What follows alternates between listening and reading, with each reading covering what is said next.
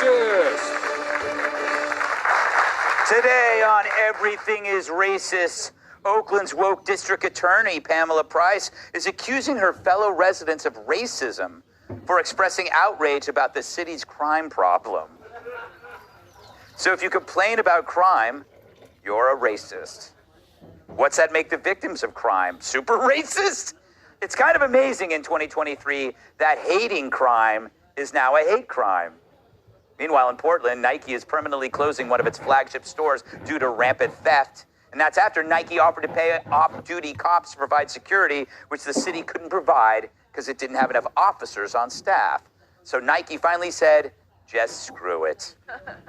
So Tyrus, isn't it racist to assume that being critical of crime is being critical of blacks? Yeah. And she assumes, I guess, there are no black victims. Yeah. Yeah. I'm more upset. So when Nike first came out, and I was in college at the time, well, it was out for a while, but there was one store, we played Portland State, and you didn't even care about who you were playing. Yes. You were going to Nike headquarters. Mm-hmm. It was a big deal, and you go in there and you get all kinds of cool gifts and stuff, and now it had to close down. Like, that is where we're at. It used to be a place where people would literally take trips to want to say they walked into the official Nike store, and now that it's just, that's where we're at. It's the drives me crazy. And yeah, if I say, hey, you arresting people for crimes is racist, I'm assuming that everyone who's getting arrested is a minority. Yeah. Which makes me racist. Yeah. Like that's the worst thing you could say. That's Yeah. like, it's like every time something goes wrong, I bet a man did it. Yeah. You know, it's like that type of mindset. They just say things. Yeah. It doesn't have to make sense. Yeah. Just anything that's not part of their narrative, they want to get rid of police. Mm-hmm. They want social workers to come in and help you.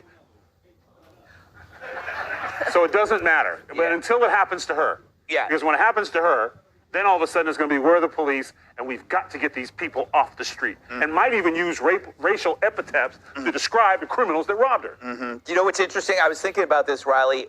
I'm going to predict this, that there will be a time when people say pressing charges. Like, let's say you're the victim and mugged. You were mugged. Somebody's going to say pressing charges against the person that mugged you is racist. Well, think back to that incident I had in San Francisco. Yeah. Where I literally was ambushed. I was mobbed. I was held for ransom for almost 4 hours. These protesters held me hostage with the officers in the room with me. The officers were being held hostage. And I'm looking at the officers, what is going on? And they told me they couldn't be seen as anything other than an ally to that community. They were scared. They were scared to do their own job. Oh, that's pathetic. Even the next day, the Vice President of Student Affairs, Dr. Jamila Moore, at San Francisco State University, sent an email out to their student body. Again, keep in mind, they literally demanded that I paid them money if I wanted to make it home to see my family safe again. I was physically hit, all the things. The Vice President of Student Affairs sent an email out to their student body saying, we're so proud, word for word, we're so proud of our brave students. We applaud them for handling Riley Gaines in the manner that they did. So it is happening. Mm-hmm. It's mind-blowing. That was my first kind of like, oh my gosh. Mm-hmm. Of course, you hear things, the justice system is messed up, but I was so appalled. And a few weeks ago, I went to Portland, Oregon, and I have never in my life seen a city so run down.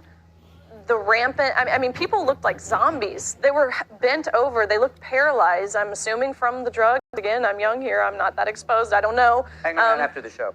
Yeah. So yes, I think again, think of Thomas. We, in that situation where we were victims, I wholeheartedly believe we were victims of sexual assault by being exposed to a fully intact naked male where we did not give consent. Mm-hmm. We are being called bigots. We are being called all of the things, making us, they're trying to deem us as the oppressors, not the oppressed or the victims. Kat, you're going to be in Portland this weekend. Yeah. Do you want to borrow my body armor? No, I'll be good. How about my body spray? Would you stop asking me that? So yeah, Nike, here's the thing. So it turns out that if you want your business to be open, people have to buy the stuff. You can't just take the stuff. Yes. I don't have an MBA, but I think that a very important part of any business model is that it has to be one. Yeah. Right?